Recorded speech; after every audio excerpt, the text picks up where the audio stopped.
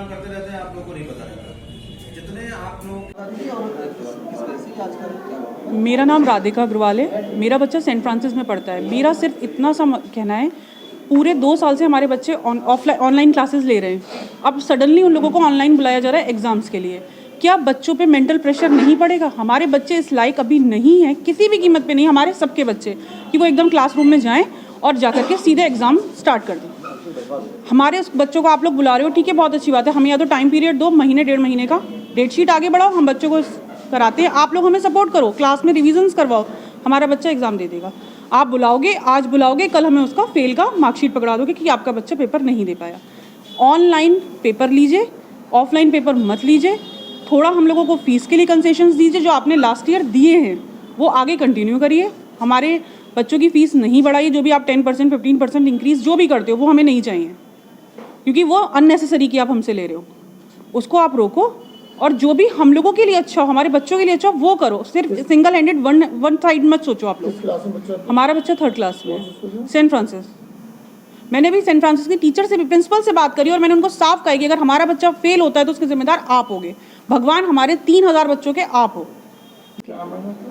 मेरा नाम सबा सिद्दीकी है और मैं एक हाउसवाइफ हूँ। जैसे आप जानते हैं कि हम लोगों पर कितना प्रेशर पड़ गया है कि हम तो घर तो संभाल ही रहे हैं, साथ ही साथ बच्चों को भी हम कितनी मुश्किल से पढ़ा रहे हैं, क्योंकि हमें घर में रेगुलर देखना है, क्योंकि हम ट्यूशन भी बच्चों को सही से नहीं भेज पा रहे हैं।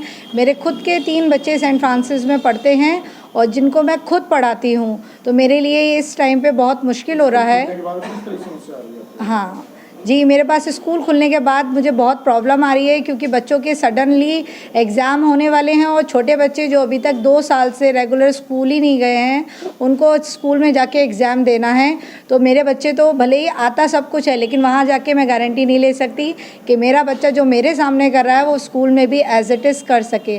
तो मैं यही अनुरोध करना चाहूँगी आप लोगों से कि इस टर्म को भी आप ऑनलाइन ही कंटिन्यू करिए। लास्ट जो अगला सेशन होगा वो आप स्कूल को रेगुलर कंटिन्यू कर सकते हैं, क्योंकि बच्चा भी थोड़ा यूज्ड टू हो जाएगा स्कूल जाने में और बच्चों को भी थोड़ी सहूलियत मिल जाएगी एग्ज़ाम तक कि हम रेगुलर स्कूल जा रहे हैं तो हम एग्ज़ाम भी दे सकते हैं और फेस भी कर सकते हैं। Thank you. कहने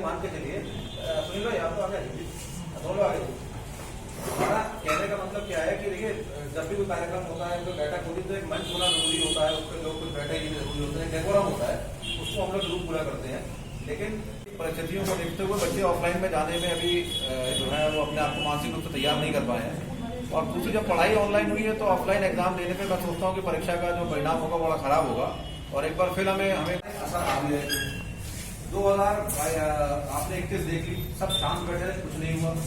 ट्रांसपोर्ट आपका खत्म कराया।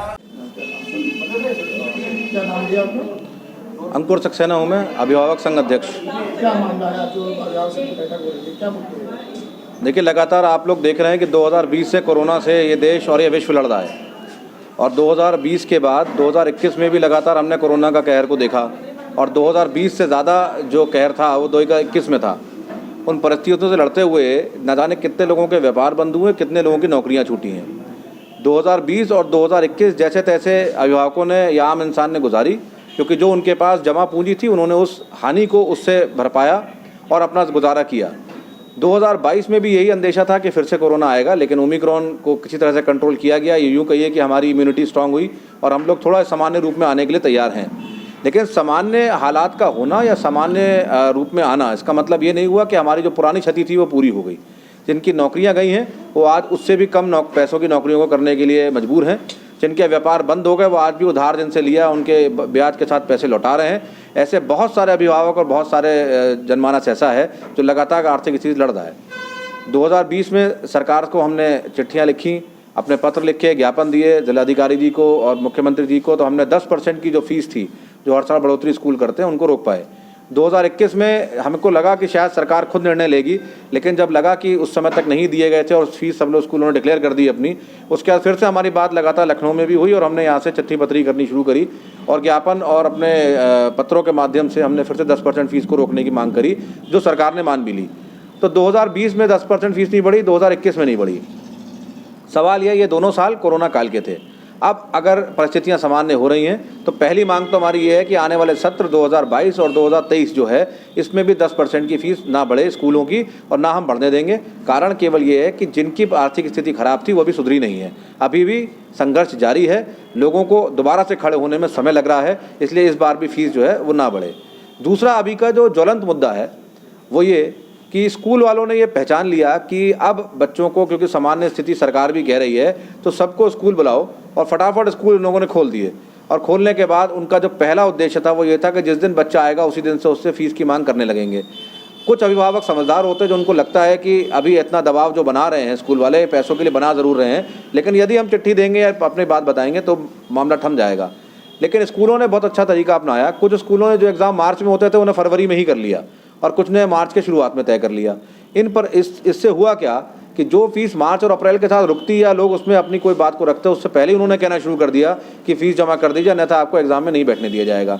सवाल ये है कि जिस बच्चे को आप ये देखना पड़ेगा कि हमें किस बच्चे को फेल किया जा रहा है, किसको पास किया जा रहा है, क्योंकि स्कूल लगातार फिर से अपनी मनमानी करेंगे और बच्चों को उसी क्लास में रोकना